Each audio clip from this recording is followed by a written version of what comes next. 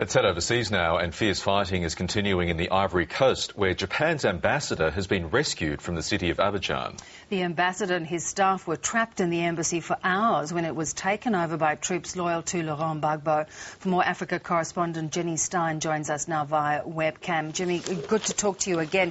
Let's start with this very daring rescue of the Japanese ambassador by the French. Well, look, it was a rescue operation that only took about half an hour, but it was a very, very difficult and dangerous operation. The French came in a helicopter. They managed to pluck the ambassador and 6 or 7 other people there who were with him to safety. During that time, though, they were fired upon and they fired back, destroying a number of vehicles belonging to Laurent Gbagbo, to his forces. Now, they had taken over this, the Gbagbo forces had taken over this building and were really sort of using it as a base.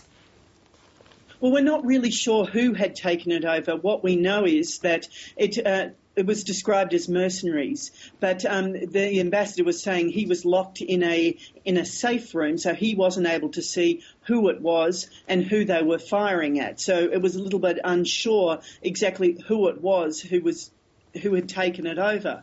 But, I mean, this is the situation in Abidjan at the moment. Increasing lawlessness. I mean, many of the people who are trying to unseat, to oust Laurent Gbagbo are either loyal to Alassane Ouattara or quite simply opposed to Laurent Gbagbo. So they all have their own agendas, and it's really dangerous street fighting that's going on there now.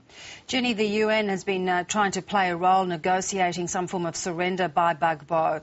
What role are they playing now? How are they trying to mediate this very deteriorating situation? Well, what we understand is that there is still communication with Laurent Gbagbo, that he does have phone communications, that they're still talking with him.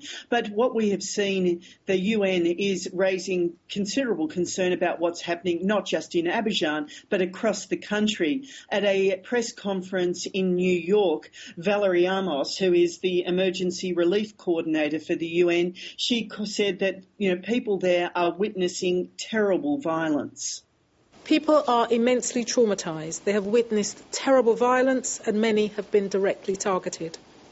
Women told me stories of witnessing their husbands being executed.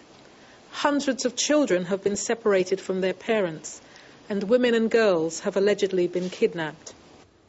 Well, as we hear her, they're documenting the atrocities, but the reality, Ginny, is that things are getting worse on the ground.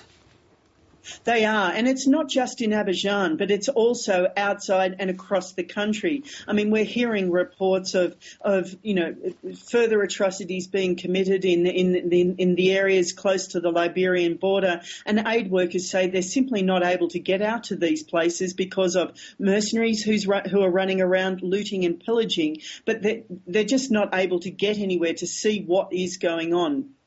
Ginny Stein, we'll leave it there. Thanks very much for your time this morning.